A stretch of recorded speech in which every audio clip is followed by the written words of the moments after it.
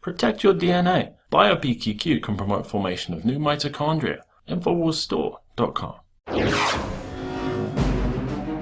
Tonight, members of the UN peacekeeping mission in Haiti demand sex for food and medication. Meanwhile, secret cell phone towers in London are collecting private data. And look who's going to Bilderberg this year. Well, what do you know? It's General Petraeus. All that plus much more up next on the Infowars Nightly News.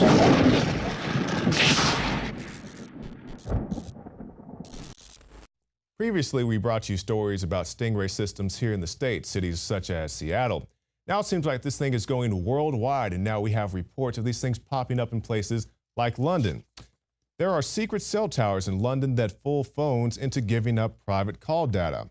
In a report published by Sky News, evidence is shown that fake cell towers are being used in London, which have the ability to eavesdrop on calls and collect additional communications data. And they go by the name Stingray. It's about the size of a briefcase and just as portable. And previously, these things had been called a conspiracy theory. These things didn't exist. Nobody was eavesdropping on your calls, even though Alex Jones was telling you about this stuff about 15 years ago. Now that's in the mainstream news, now that you can believe it, that they have the ability to eavesdrop on your calls in real time. And I'm not talking about, you have a voicemail and somebody wants to go back and check it with a warrant for probable cause and things such as that nature. We know about that. I'm talking about people being able to monitor your calls in real time.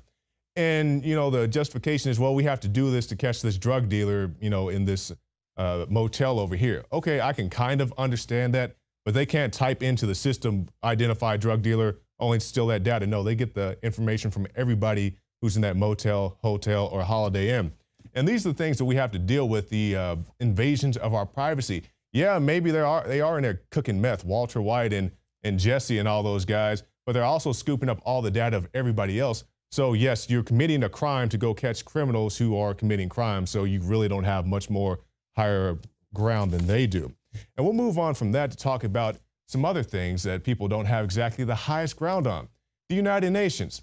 Now, previously we had seen reports of things going on in Haiti, talking about how organizations like the Red Cross got about $500 million and built about 6 homes in Haiti, and then they've set up some tents and we're teaching people how to wash hands, but everybody's like, well, where'd all the money go?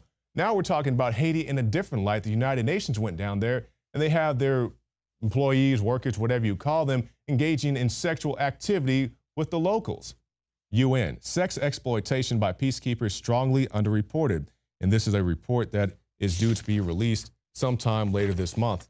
And it says a year ago, the report says investigators interviewed 231 people in Haiti who said that they had transactional sexual relations with UN peacekeepers.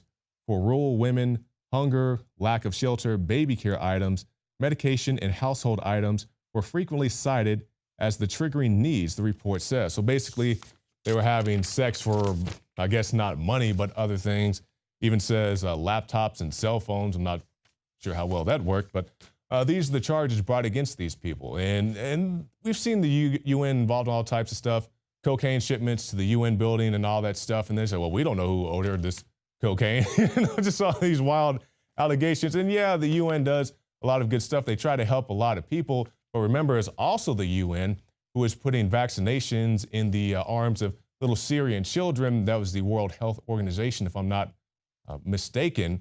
And many of those children died. And you won't hear about that here in the United States of America. They just want to say everything the UN does is great and good, but they don't want to talk about these incidents that go on. And once again, UN does a lot of good stuff. There's plenty of stuff I don't agree with.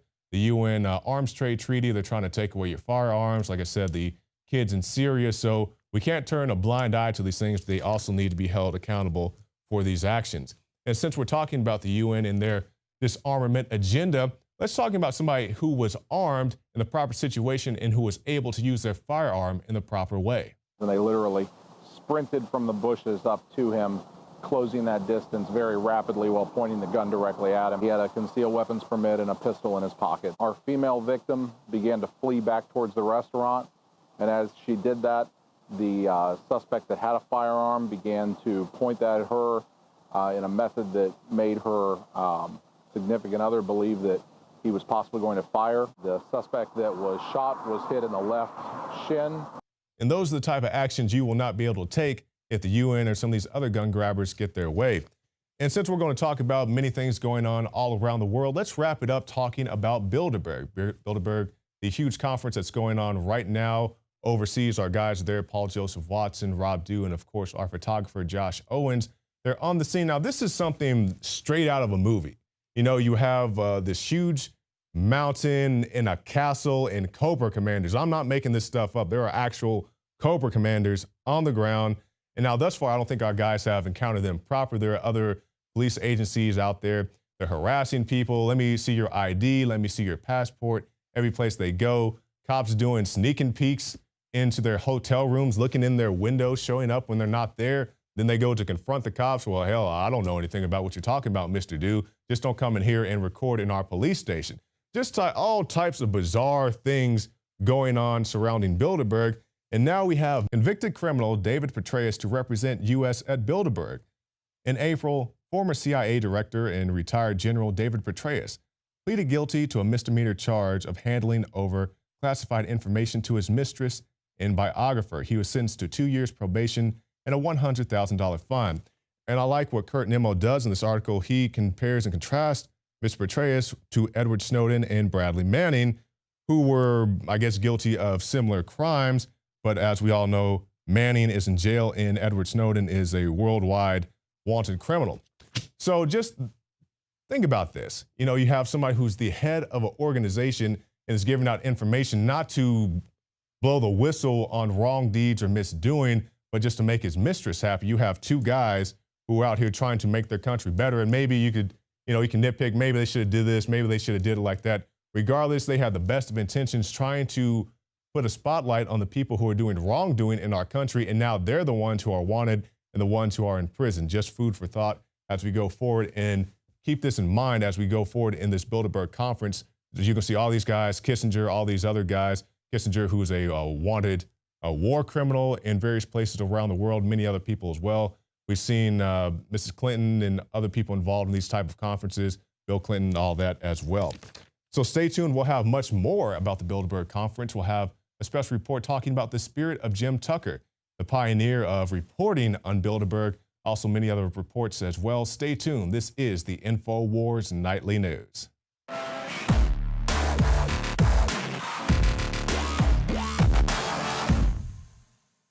Another major health threat, this one in Toledo, Ohio, where everybody in the entire city has been told not to drink the water. Ohio's governor declaring a state of emergency. Did you know that the average person uses about 80 to 100 gallons of water at home every single day? If there's a water emergency, will you be prepared? Panicked residents forming long lines throughout the day. We're here at a supermarket in Toledo. You can see the shelves empty where water once was. To stay safe and healthy during a crisis, you must have access to safe, clean water. Water which will not be available at your local grocery store. There's a mad dash on right now to stock up on supplies. The ProPure Pro 1 G2.0 water filtration system is a must-have for every modern, independently minded household. Protect your family's safety during an emergency. Go to InfoWarsStore.com today to purchase your ProPure Pro 1 G2.0 water filtration system or call 1-888-253-3139.